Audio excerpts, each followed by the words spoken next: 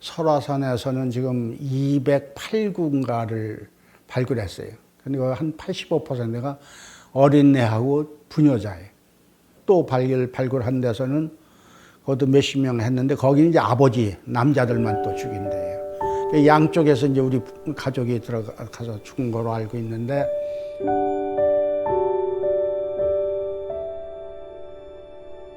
6.25가 1950년도에 났죠. 그러고 이제 인민군이 이 남한에 와서 약 3개월 점령하다가 후퇴해서 올라갔잖아요. 후퇴하고 올라갈 때 그때 학살된 거로 기억을 한다고요. 이게 그때가 내가 이제 겨울로 생각하거든요. 눈이 오고 이제 그 기억이 나는데, 그때 부모들이 학살됐는데, 내가 이제 나이가 그때 8살, 7살, 8살 그렇게 했는데, 내가 태어난 데가 충남 아산, 그때는 아산군 배방면 장제리 580번지에서 태어났어요. 지금은 이제 아산시라고 그러는 것 같은데, 그래서 태어났는데, 우리 가족이 그 장제리에서 이렇게 우리 식구들이 쭉 살았어요. 큰아버지, 제일 큰아버지가 이제 거기서 이장을 했고, 그 다음에 우리 아버지하고 우리 이제 고모, 이렇게 이제 형제들이 그 동네, 내 생각에 한 20가구 정도 되는 조그만 동네로 장제리라는 데가. 그때 그 인민군이 천안에서 온양을 내려가면서 길 옆에 있는 그 장제리인데, 우리 동네가 바로 거기에서 우리 큰아버지 집에 들어와서 돼지를 잡아먹었나 뭐 개를 잡아먹고 갔대요. 그걸 내려가면서. 그런데 하여튼 이유는 뭔지를 모르는데, 이제 어리니까 지금은 잘 모르고 이제 알고 싶은데 내용을. 어떤 이유든 그때 그래서 우리 큰아버지, 아버지, 우리 고모부 셋이 이제 잡혀갔어요. 그러니까 그거 이제 전화선으로 이렇게 묶어가지고 이렇게 갔는데, 난 그 확실히 그걸 봤다고요. 봤는데 그걸 나중에 보니까 삐삐선이라고 그러더라고요.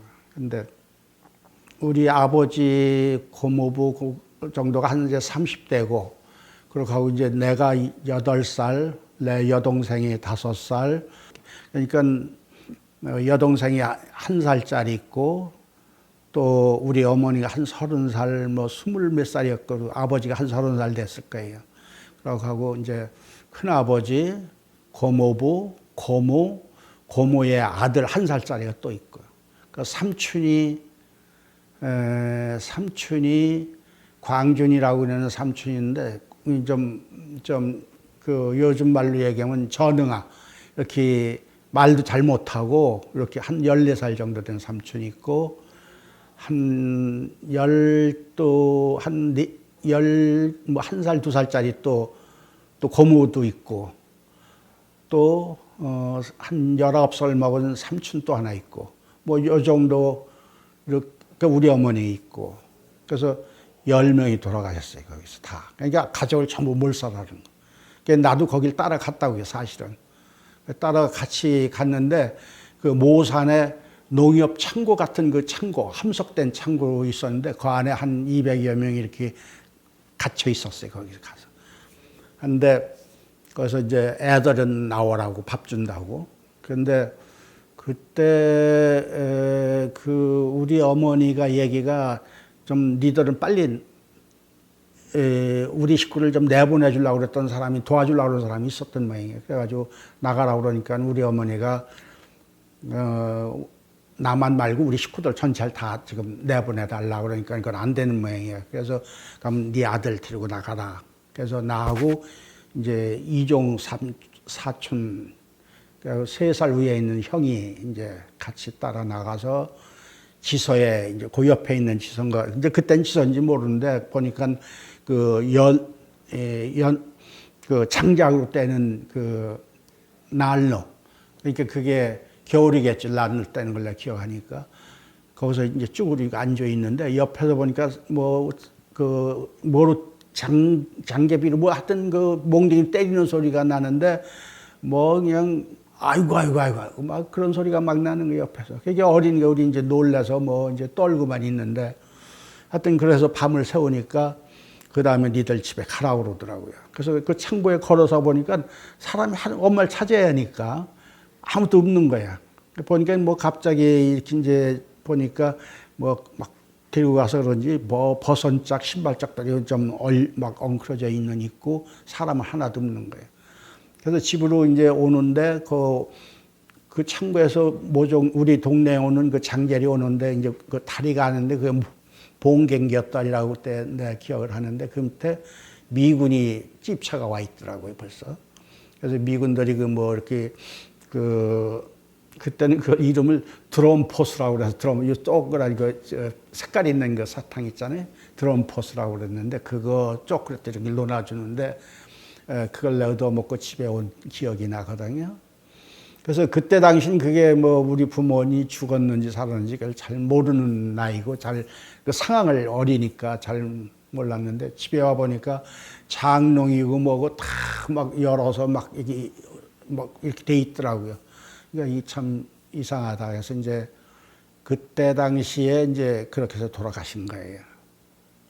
그렇게 해서 이제 우리 큰어머니가 같이 이제 죽으러 이제 살았는데 큰어머니가 이제 그 죽으러 데리고 가는 밤이었는지 가는데 우리 식구들이 한 몇백 명이 데리고 갔겠죠. 거기서 208명이 데리고 죽였으니까 그 정도 이제 끌고 가는 건데 큰어머니가 이제 우리 이게 데려가는 게 죽이는 것 같으니까 도망가자 그랬던 거예요. 우리 어머니 보고. 우리 어머니는 그때 이제 교회를 다니니까 이제 그러는데 우리 어머니는 여동생 그 막내를 얻고 그 여동생 5살짜리는 우리 사촌 누나가 그때 나보다 한 4살 후 있는 사촌 누나가 이제 얻고 또 큰어머니는 자기 아들을 얻고 이렇게 이제 가다가 우리는 살아야 한다고 이제 큰어머니가 이제 도망을 가기 시작한 거예요. 자기 딸하고. 그러니까 딸이 우리 밑에 여동생을 얻고 우리 큰어머니는 자기 아들을 얻고서 뛰어서 옆에 길 옆에 변소에 숨은 거예요. 숨었는데 그 사람들 이제 이게 감독하던 사람이 데리고 가다 보니 이제 도망가 쫓아갔는데 이 대열은 가고 이게 찾으려니까 시간이 걸리니까 얼른 그냥 또 간 거예요 다시.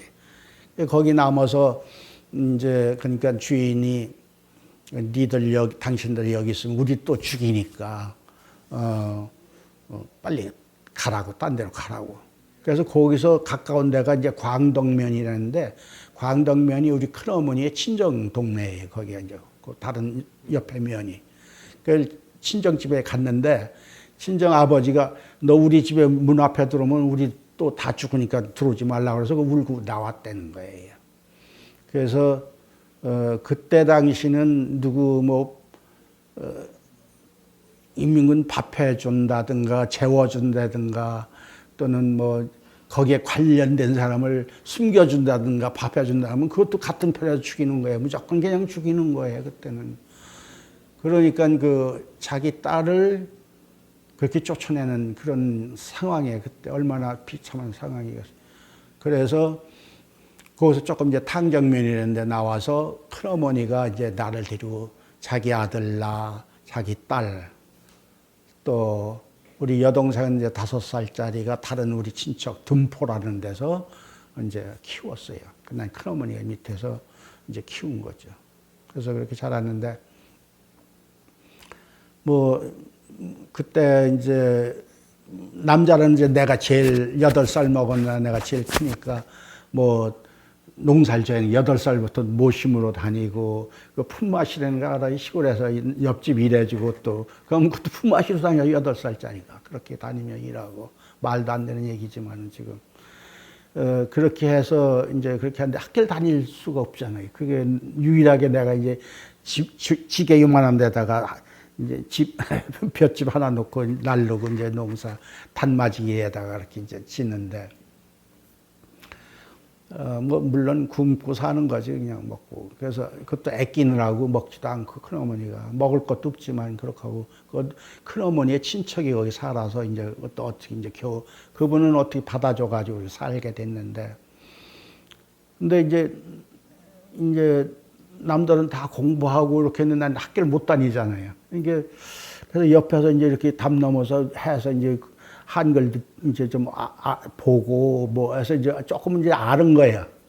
알아도 이제 학교를 가고 싶으니까 거기 오냐온 중국맥기 보면 여기 언덕 위에 이렇게 길가에 이렇게 교실이 있는데 밖에서 길이 높은 게 교실 밑에가 이렇게 보여요.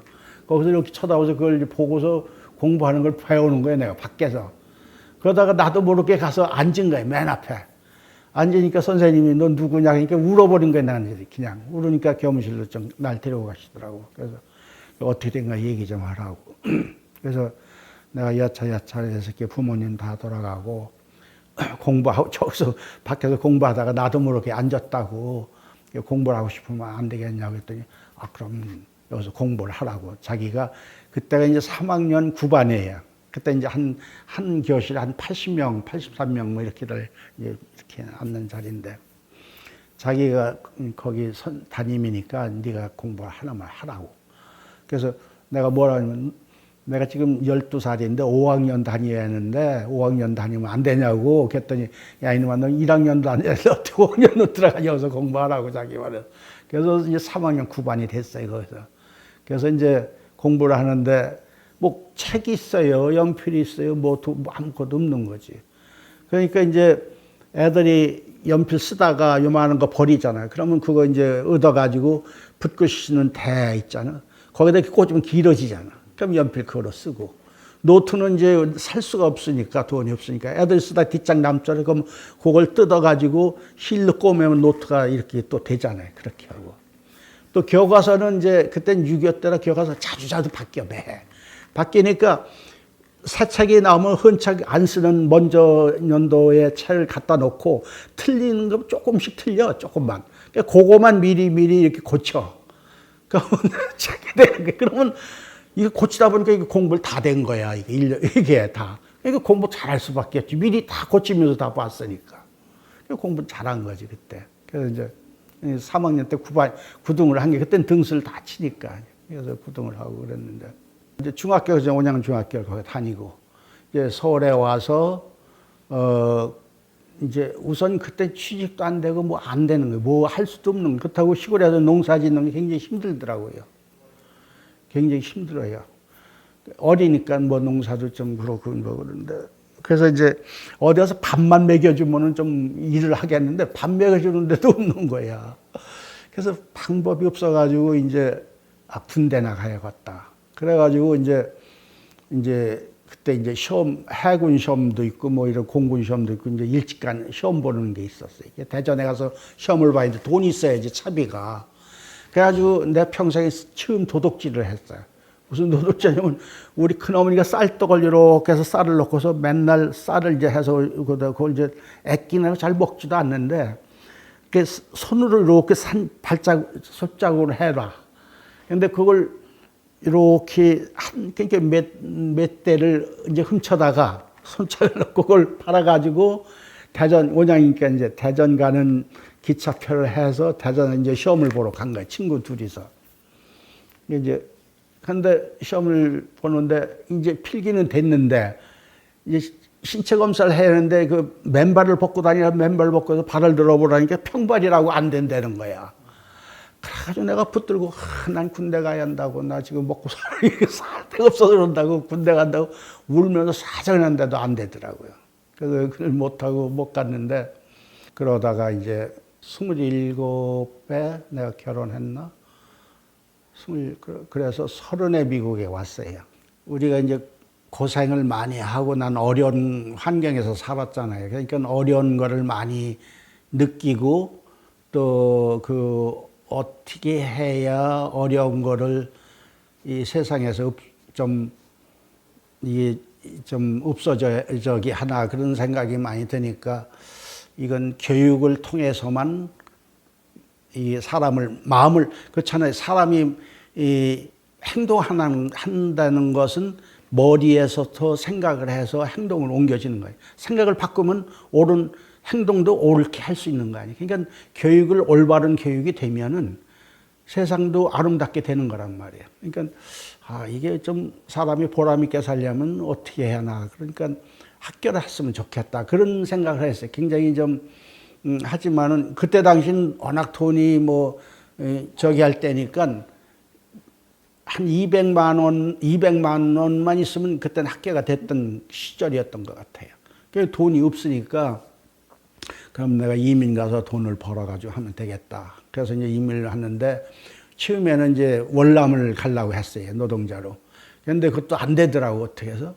그래서 미국에 와서 하려고 그러니까 이제 이 자격이 있어야 하잖아요. 그래서 이제 그 학원 다녀가지고 자동차 정비 학원. 그래서 라이선스 하고 천일학원이라고 그때 있더라고. 천일학원 가서 그거 하다가 그거 배워가지고 이제 실습을 또 해야 하잖아. 그래가지고 아리랑 택시라고 그 8군에 있는 택시 거기 들어가서 한 1년 일했나? 그러고 이제 또 이제 그 자동차 기술자로 여기로 왔는데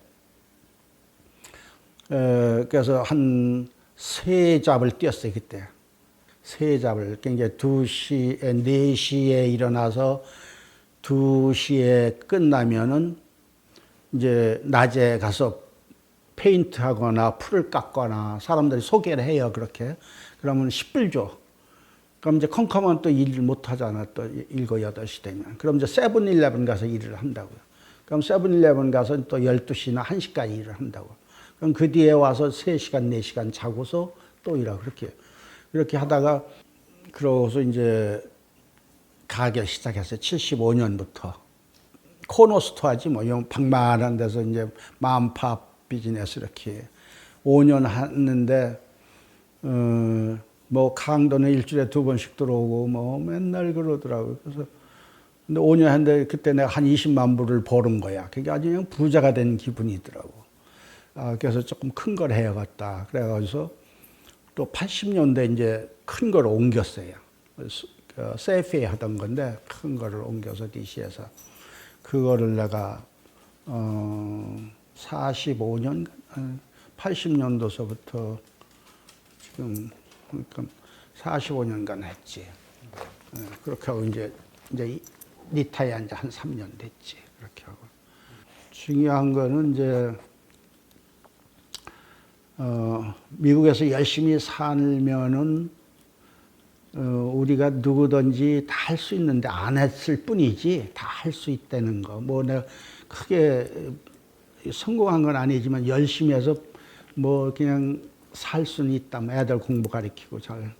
이건 3가지가 하나는 거짓말 하지 않고 열심히 법을 지키고 살고, 열심히 살고, 부지런하고 법을 지키고 양심적으로 살면은 그렇게 하면은 누구든지 다 성공할 수 있다고 생각해요.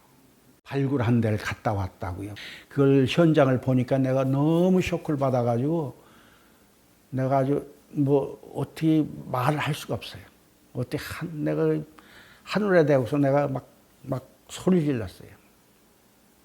뼈가 그래서 요만한 팍만한데 208명의 뼈가 쫙하게 있는 거예요. 전부 어른 애들. 180 몇 명이 어른네 여자야. 이거 빈 뭐야? 그거 모자 머리에 꽂는 빈. 그게 65개인가 80개가 나왔어요. 애들 장난감이라고. 말도 못하는 애들이 무슨 이념 있고 공산주의고 무슨 부역을 해요. 말도 못하는 애들 그런 부녀자 시골로인들. 우리 고모분 찾았어요. 지난 2주 전에 찾았어요. 우리 아버지도 같이 먹고 갔거든. 그 옆에 있는 게 우리 아버지다. 내가 그랬다고. 그렇게 정확하게 나오질 않는 모양이야. 죽은 분들의 그 뼈를 해서. 사는 사람은 잘 나오는데. 근데 찾으면 또 뭐예요? 이제 돌아가신 거. 죽은 거 살릴 수는 없잖아요. 그러니까 이제 그런 문제는 난 그렇게 생각해요. 그 유가족으로서 물론 전쟁에 어쩔 수 없는 상황에서 이런 일이 있었지만 잘못된 건 잘못됐다고 해서 얘기하고 또 용서할 건 용서하고 그러고서 이거를 해결하고 넘어가야지 이것을 그냥 덮어놓고 간다고 한들 그 진실이 밝혀질까? 용감한 사람은 그걸 밝혀서 잘못된 건 잘못되고 그걸 정리하고 해야 다음의 단계가 이게 발전이 있고 용서가 되는 거지 실이 엉켜 있는 거 아니에요 지금. 그 후손들의 마음은 어떻겠어요 지금. 그 후손들이 지금 얼마나 고통을 받고 살았겠어요. 그 심지어 그 거기서 죽은 그 자녀 갔는데 208명이 발굴을 하는데 자손인 건 내가 미국에 온 사람밖에 없어요. 안 와. 무서워서. 무서운 건 뭐예요? 그 누구라고 거기서 나와 있으면은 누구라고 밝히면 또 빨갱이 자식이라고 그러니까. 그 말이 돼요?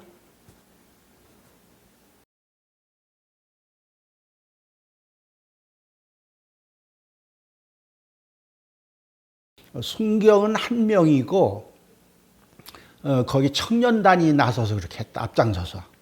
뭐 대한 청년단 무슨 뭐 서북 청년단 뭐 이런 것들이 있었대요. 그래서 그 사람들이 죽였는데 그게 63년도 65년도 동아일보에 나온 게 있어요. 내가 지금 카피가 가지고 있는데 그때 그 설화산에서 죽여서 주민들이 억울하다고 진정을 했어요. 이제 전쟁 끝나고. 그래서 거기 순경이 재판을 받게 된 거야. 그 지서 주임이래 사람이. 뭐 승이 오가로 돼 있는 것 같은데 오모라고 하면 거기 써 있더라고요. 근데 그 재판을 받아서 대법원까지 갔는데 이 사람이 뭐라고 그러냐면 내가 죽은 게 아니다. 나 시켜서 난 하는 게 내무부 장관을 증인을 불러라. 그 사람이 하라고 해서 난 한 거지. 난 한 게 잘못한 게 없다 그런 거야. 그러니까 내무부 장관이 올 수가 없잖아요. 그러니까 없으니까 뭐라고 그러냐면 쌀세가마 와이로를 그 뇌물을 받은 거로 제목이 바뀌어. 그래서 뭐 2년인가 3년인가 재판을 대법원에서 받았는데 그것도 이승만이가 석방시켜서 또 나와. 그게 63년도 동아일보자에 나와요. 그렇게. 그래서 그렇게 지금 200몇 명이나 거기 죽고 이쪽에도 또 그렇게 죽여서 지금 300명이어서 동네에서 죽였는데 와이로 먹고 쌀새가 막 와이로 먹은 걸로 죄로 나오는 세상이에요. 그러니까 진실을 진실대로 밝히고 이걸 왜 하늘을 손바닥으로 가리고 그냥 살라고 그래요? 참 불쌍한 사람들이지. 그렇게 하고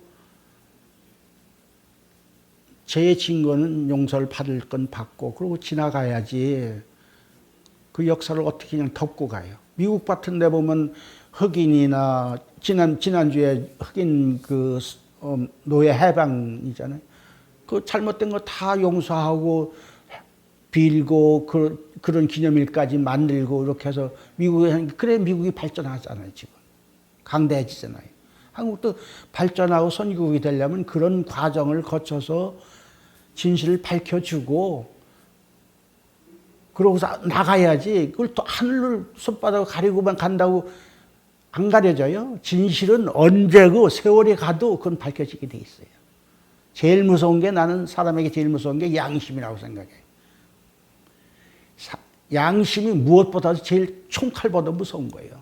그 사람들이 나중에 지금은 안 어느 시기에 눌려서 안 밝혀진다 하더라도 어느 세월이 흘러가서 양심 있는 사람들이 그게 언제군 얘기 안 하겠어요? 역사에서? 왜 역사를 두려워하지 않을까? 못 잊어지는 거는 내가 아까 얘기한 그 조그만 구멍가게 했었어요. 그렇죠? 근데 거기에 흑인 할머니가 매일 성경책을 갖고 우리 가게를 와. 오는데 흑인들이 뭐 훔치고 많이 문제를 많은데 그걸 지켜주는 거야. 근데 이제 그로소리라는 게 그 차가운 것도 만지고 이제 냉동 이런 게 있어. 냉동병이 생겼는데 내가 고생을 많이 하니까 그 양반이 그 내복을 나한테 사다 줘. 근데 내가 보기엔 그 양반이 나보다도 가난하고 아주 거지거든. 아주 허름한 여자고 내가 보기엔 집도 없을 정도 같은 여자야. 성경책 갖고 있어도 집도 없는 것 같은 그런 여자인데 내복을 사서 나한테 선물을 하더라고요.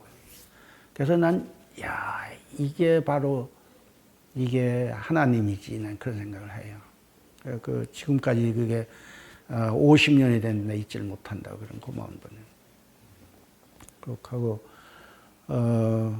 그동안 이제 여기 있으면서 너무 이제 몸에 대해서 이제 생각을 안 하고 일을 많이 했기 때문에 암도 있어가지고 암 3기, 4기까지 있어서 내가 장암 수술한 데가 키모를 50번을 했어요.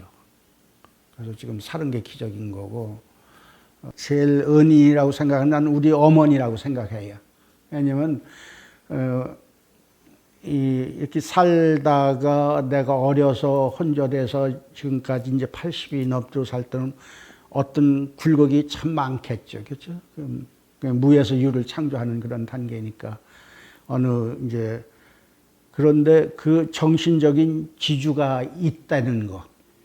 왜냐하면 우리가 기도할 때 땀에서 피가 나온다는 걸 생각해 보거나 본 일이 있어요?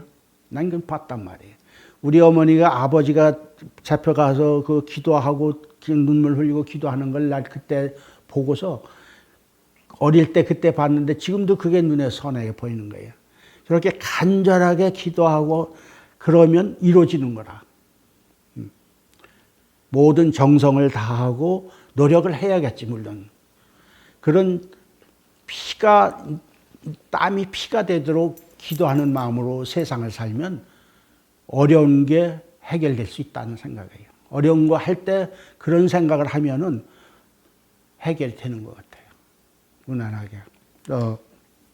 그래서 그게 큰 힘이 됐고 또 몇 가지 이렇게 보면 난 누구한테 큰 도움을 받았다는 것보다는 와이프하고 결혼할 때 내가 시민 결혼을 했어요.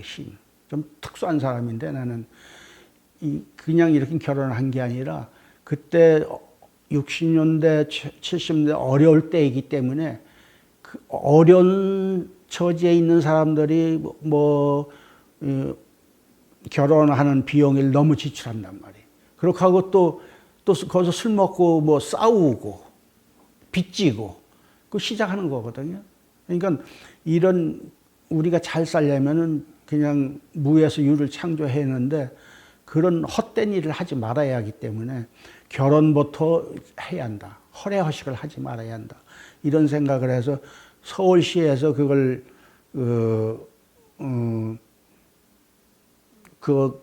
보사국이라는데 거길 들어가서 그 얘기를 해가지고 시민 결혼이라는 걸 처음 시작했어요. 그게 제가 거기 들어가서 얘기를 해서 처음 시작된 거예요. 그게 합동결혼이라고. 통일교에서 합동결혼을 하는 거 그런 이미지가 틀린 거 이거는. 그래서 그때 이제 접수 받아서 그때 33명인가 결혼을 했는데 양태 시장이 있을 때 시장을 해서 결혼을. 그때 그러면서 이제 남산에 나무도 심으러 다니고 사람들도 같이 해서 이렇게 무슨 세트를 해야 되는 회를 만들었어 내가 그 사람들을. 그래서 결혼을 한 몇 차례를 했는데 처음에는 초혼하는 사람들이 결혼을 이렇게 해서 그 뜻은 좋았는데 하다 보니까 살다가 그냥 결혼을 못해서 해야겠구나 해서 하는 사람들이 자꾸 늘어나니까 초혼하는 사람들이 저런 사람들이 결혼하는데 내가 왜 참여하는 게 그게 좀 이상해지더라고요. 그래서 그게 좀 몇 번 하고 말았는데 뜻은 좋았어요. 그런데 그때 그 사람들을 세트를 회를 만들어 가지고 이런 술집에 가서 일찍 들어가라 이런 캠페인도 하고 고아원 같은 데 가서 이렇게 하는데 시립에서 그 어린 애들 그 버려진 애들 깎는 애기들 이런 방요만한 데다 한 20명씩 이렇게 20명 안 되지만 하여튼 몇 명씩 있는데 걔들이 이렇게 보육하는 데가 있더라고요. 거길 우리가 가서 이제 이렇게 도와주고 그러는데 거기 해서 하는 사람이 그런 얘기 안아주질 말라고 애기를. 그래서 왜 그러냐 했더니 안으면 안 떨어진다는 거예요. 그래서 그래도 어린애가 막 그냥 여기에 허약해 뭐 이렇게 나는 거 뭐야 그치? 무슨 병 옛날에 그때 유명한 병이 있어 이렇게 전염병 머리에 뭐 그런 애들도 많이 있고 이렇게 막 불쌍한데 안 되니까 안아주잖아요. 안았는데 진짜로 막 안 떨어지는 거야. 붙어서 가지고. 근데 그런 걸 보고서 내가 얘들한테 일생을 이런 데서 바쳐야겠구나 그 생각을 했는데 그 일을 못한 거예요. 그게 내 굉장히 후회가 돼요. 그게.